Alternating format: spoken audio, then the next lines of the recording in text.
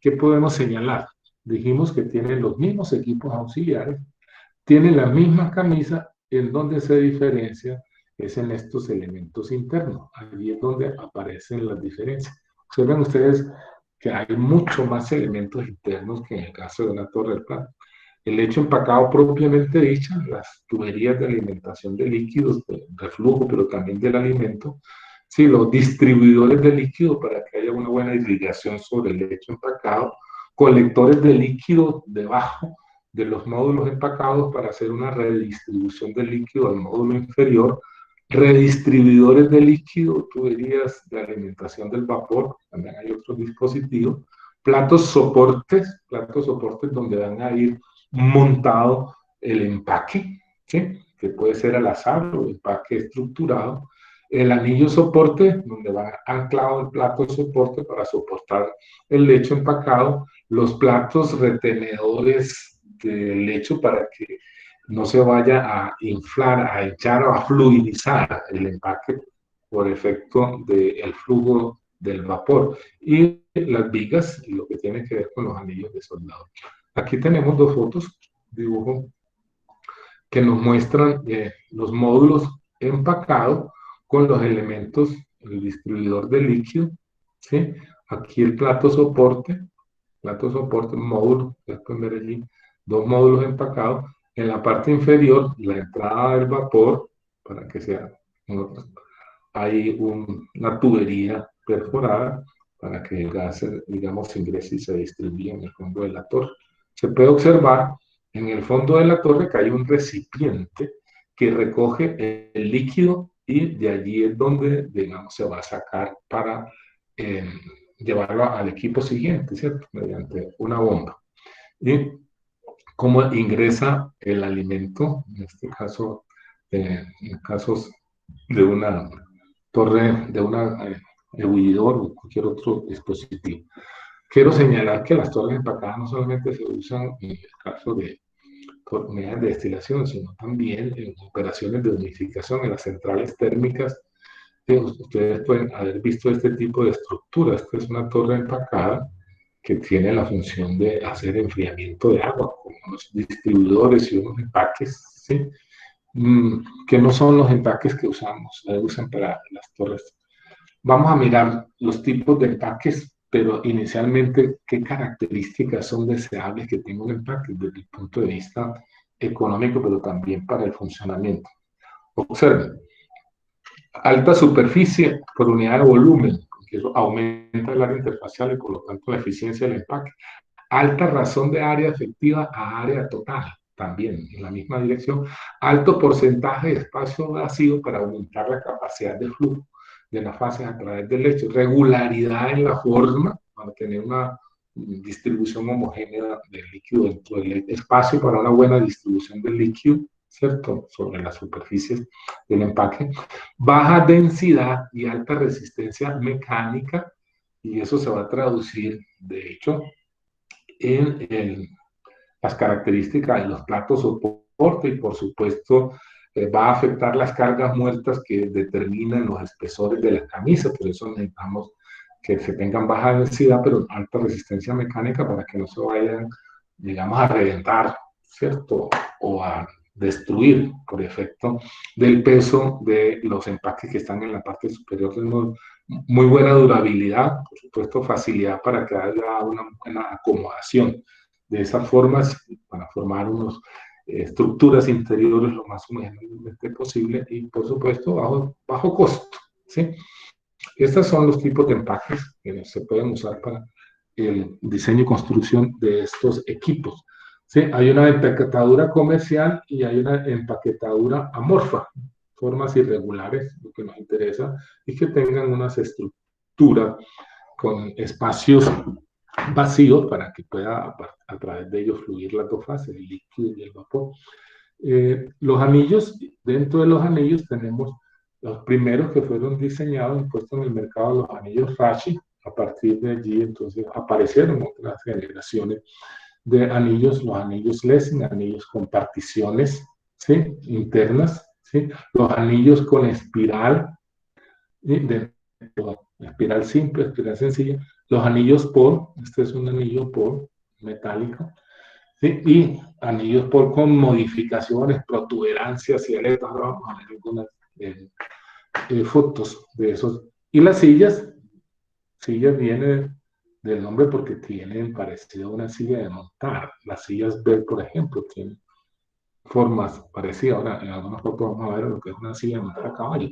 Las sillas estalos, ¿sí? Observen todas con unos nombres asociados al fabricante, ¿cierto? Y en distintos materiales.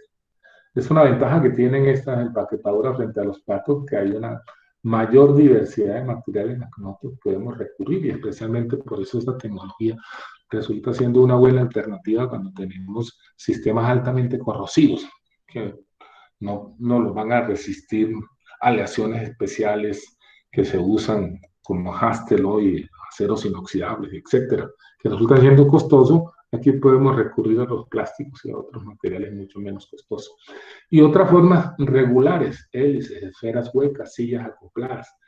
Y por supuesto, las estructuradas. O sea, algunas se hacen con mallas, pero también con tejidos, láminas perforadas, corrugadas, etcétera. ¿Sí? Esos son los tipos de empaquetadura que se usan. Las más usadas son las comerciales. Y aquí tenemos unos dibujos. Estos son el anillo ras, anillos con particiones. Esta es la silla Bird, que pueden observar ahí, que tiene la forma de una silla de montar, sillas de estalo. Estos son listones de madera o de otros materiales que se pueden usar en las torres de enfriamiento de agua que les mostré allá. Los anillos por, observen ustedes, esto es un anillo Lessing con espirales interiores, anillos que se apilan para grandes tamaños. Ok, fotos de anillos por, ¿cierto? Este es un mini ring CMR. Esto era así en estalo metálica y MPT, estalo metal power tracking, ¿sí? Anillos Rashi. Todos estos son fotos, ¿sí? De empaquetadura de distintas formas y materiales. Aquí tenemos estas en cerámicas, ¿sí? Formas diferentes, ¿sí? Estas en plásticos, más formas variadas de empaquetadura que podemos usar para hacer los empaques, ¿sí? Esta es tomada de una página china, empaquetaduras cerámicas de distintas formas y tamaños, más empaquetaduras, ¿cierto? Formas diversas, sí, más empaquetaduras, quiero ilustrar, son las formas, digamos, que se mantienen hoy.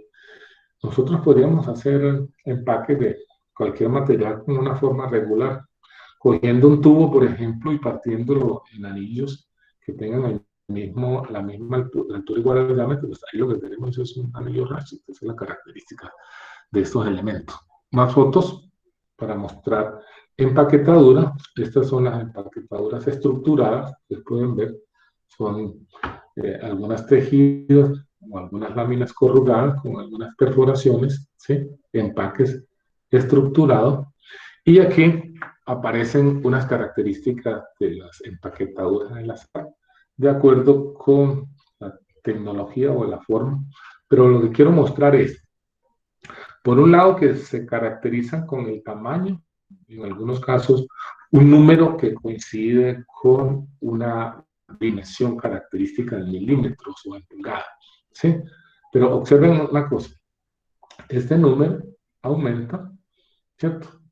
Aumenta el tamaño en milímetros, 16, 25, 38, pero a medida que aumenta el tamaño, disminuye el área superficial por metro cúbico y por lo tanto va a afectar la eficiencia. O sea, un empaque de un tamaño más grande tiene menos eficiencia que un empaque de tamaño más pequeño, ¿sí? Y la capacidad, ¿cierto? Igual, la capacidad, ¿cierto? Aumenta al disminuir el tamaño. Observen, esta característica es importante cuando vayamos a hacer la selección. Igual, estamos mostrando allí esas características de tipo geométrica y más caracterización del factor de empaque. El factor de empaque es un parámetro que está asociado con la Capacidad. Importante, el peso que tiene el lecho empacado por pie cúbico, porque ese peso nos va a servir para poder calcular cuál es la carga que tiene que soportar el plato soporte. Una vez tengamos el módulo y el módulo esté en operación. Cuando vayamos a hacer ese cálculo, asumimos para hacer ese cálculo de carga máxima que la torre está inundada, entonces que todo el espacio interior del lecho está llena de líquido y así podemos determinar cuál es la carga, cuál es la presión que había en el fondo, que es un parámetro para decidir el tipo de tecnología de plato soporte. Y lo del espacio vacío, pues es importante, observen ustedes el espacio vacío que determina pues el espacio libre. Importante mostrar cómo ha habido en esa evolución del desarrollo de esa tecnología varias generaciones.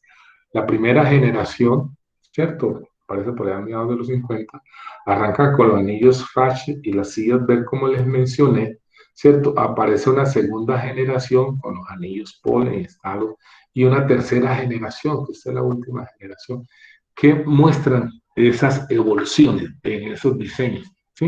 Esta es la tercera generación de todos esos elementos que mostré por allá.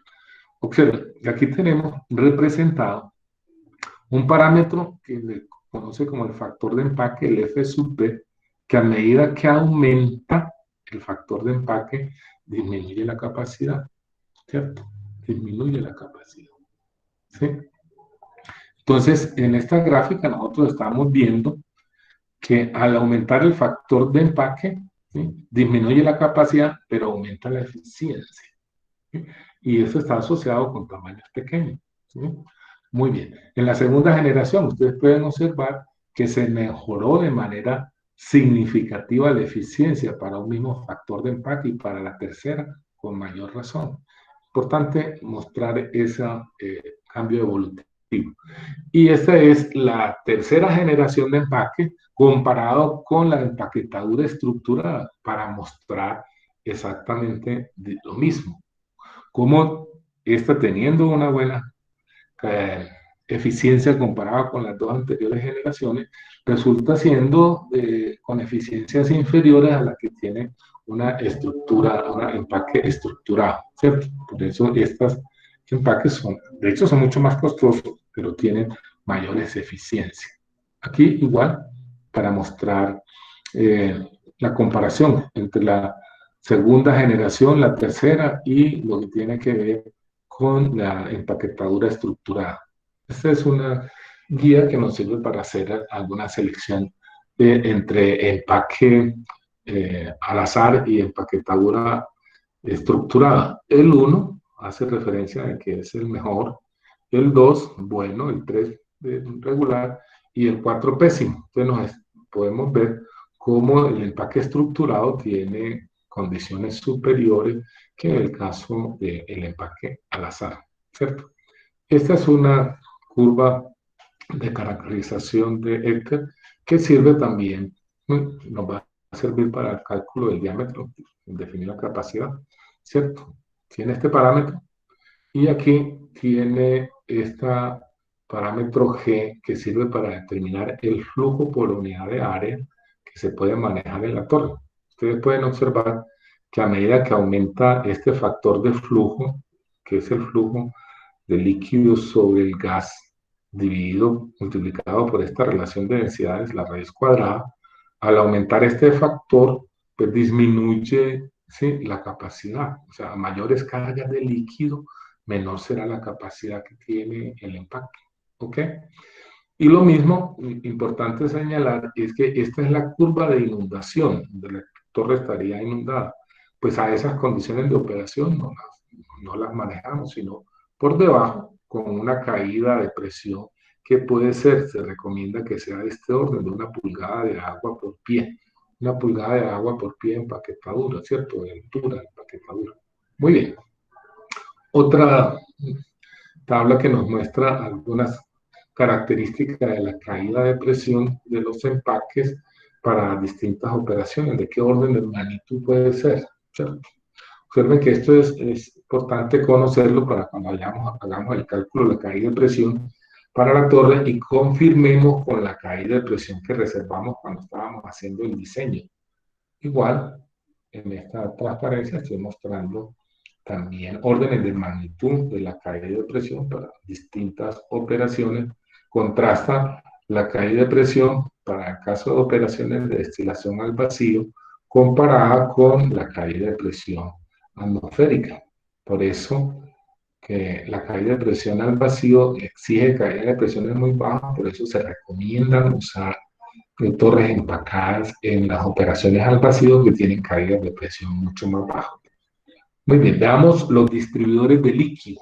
Los distribuidores de líquido, como el nombre indica, son unos dispositivos mecánicos que sirven para distribuir lo más homogéneamente posible el líquido que ingresa en la torre. ¿Y dónde ingresa el líquido a la torre? En el tope, el recirculado, el reflujo y en los puntos de alimentación. Ese líquido tiene que mojar hasta donde sea posible de manera uniforme en la parte superior del lecho. Se recomienda que como mínimo sean 5 puntos de goteo o de derrame de líquido por cada pie cuadrado para diámetros pequeños. Hay heurísticas que nos dicen de qué manera podemos definir eso y cuál debe ser el tipo de distribuidor.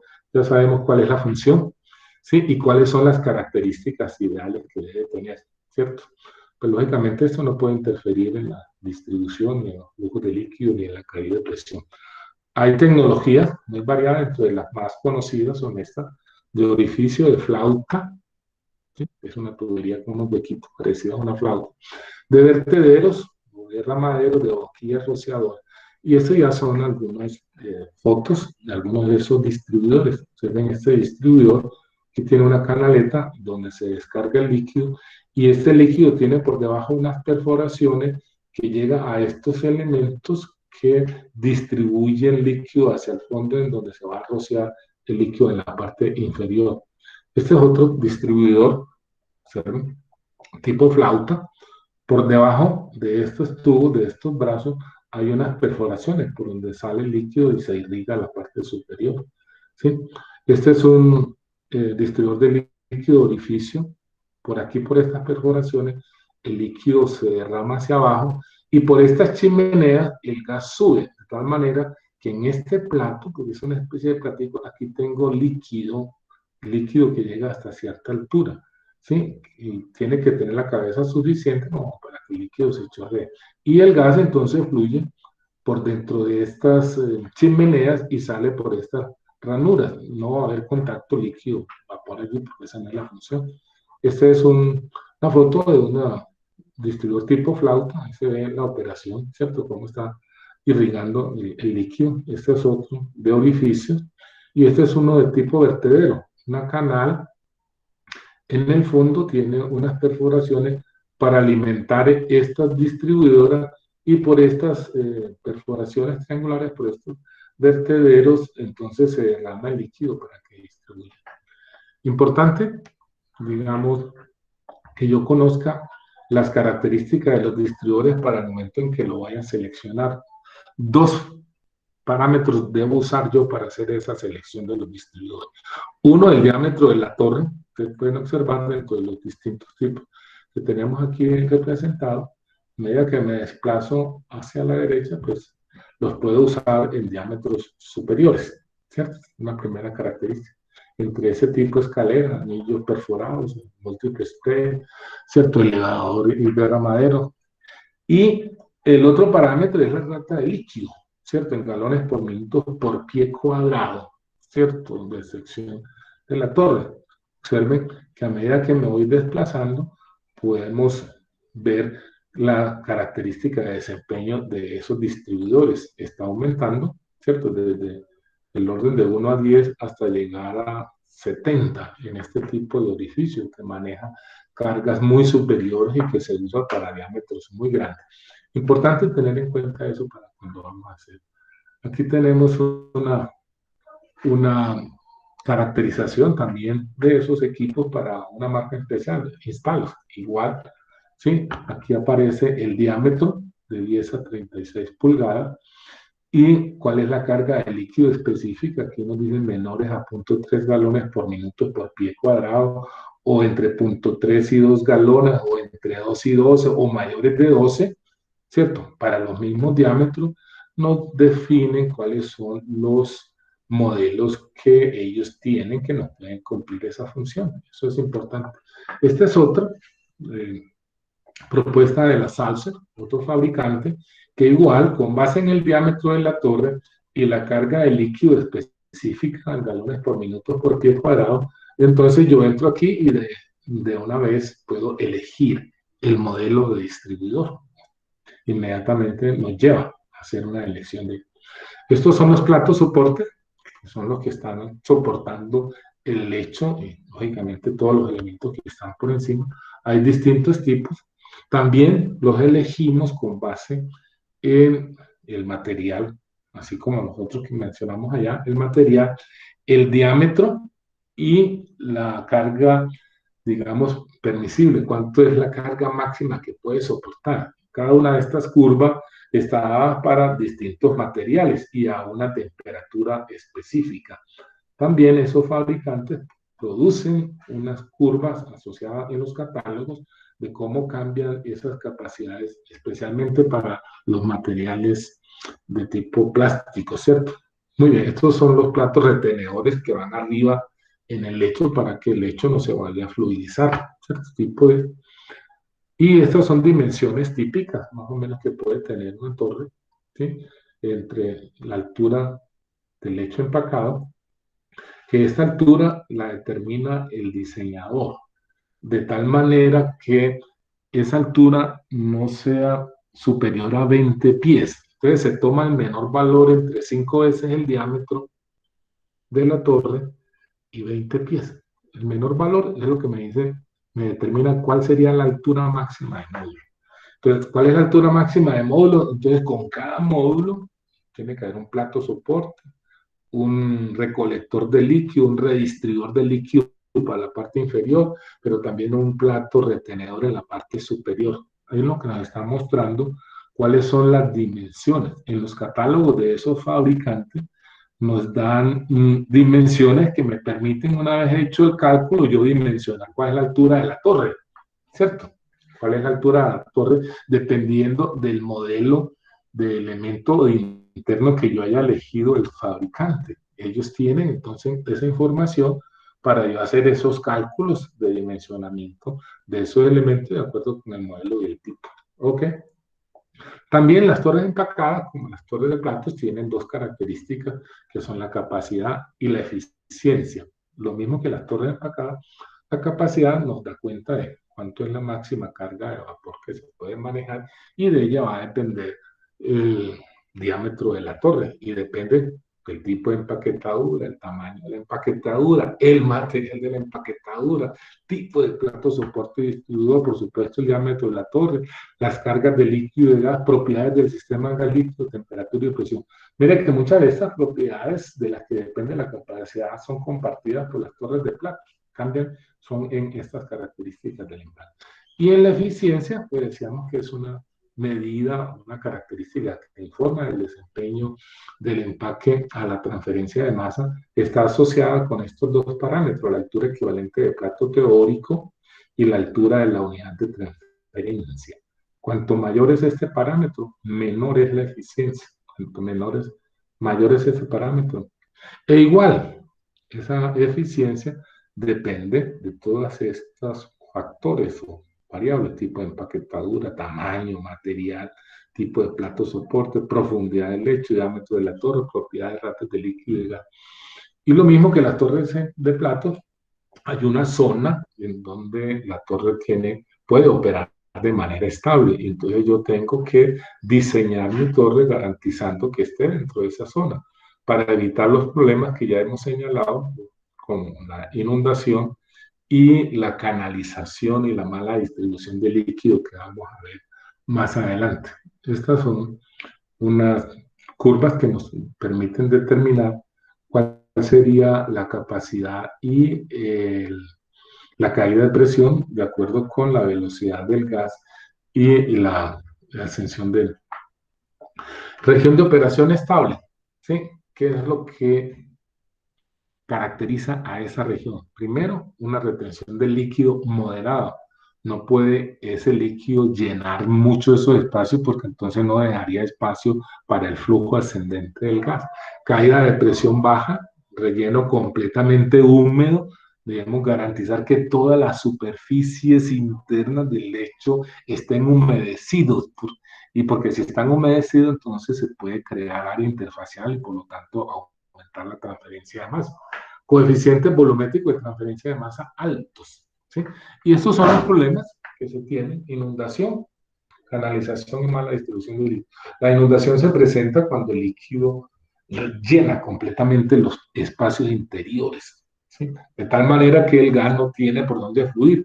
Entonces lo que haría es que burbujearía y por lo tanto pues la eficiencia se vendría al piso, la caída de presión se eleva de manera considerable y en consecuencia disminuye la eficiencia. No es recomendable esa operación. Y la canalización se tiene cuando hay un mal dimensionamiento del tamaño del empaque con respecto al diámetro interior de la torre, o cuando tenemos módulos de empaques muy altos, de tal manera que se puede generar que el líquido prefiera fluir por la periferia del lecho, dejando partes interiores del lecho seca, y por lo tanto, pues, con eso se disminuye la transferencia de masa. Por eso hay una heurística para yo decidir cuál es el tamaño apropiado de la empaquetadura para eliminar o disminuir ese fenómeno de canalización.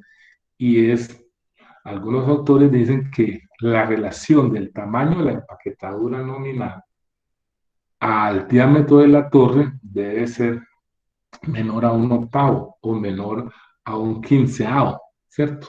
O sea, un quinceavo del diámetro de la torre o un octavo entre esos.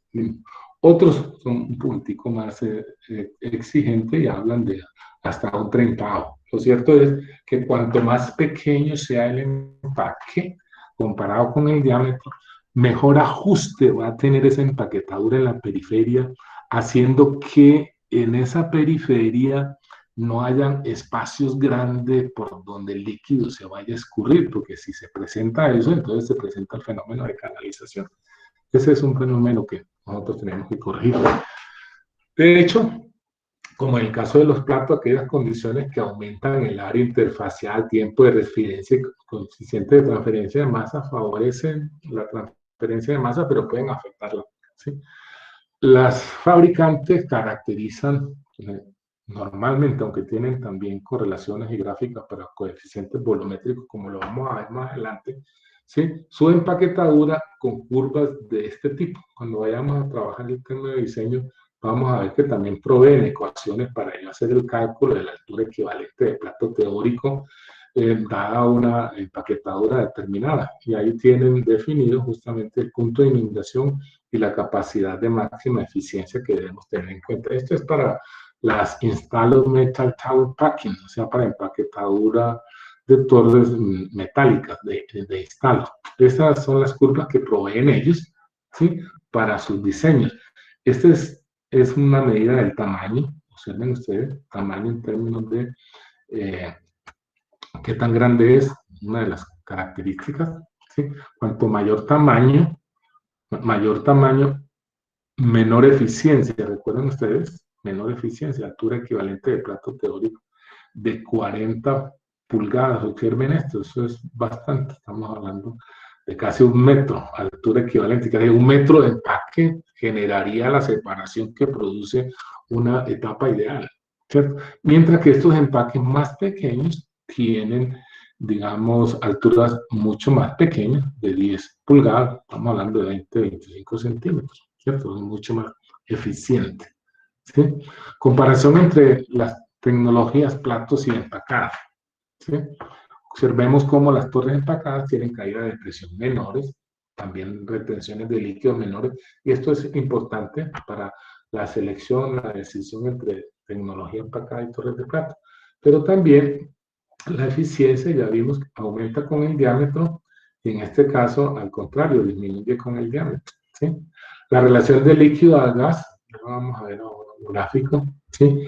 Las torres de plato, a diferencia de las torres empacadas, son mucho más versátiles, tienen mayores flexibilidades, variaciones en las cargas de líquido y gas que no las tiene la torre empacada, ¿cierto? La limpieza, por supuesto, es mucho más fácil hacerla en una torre de plato que en una torre empacada.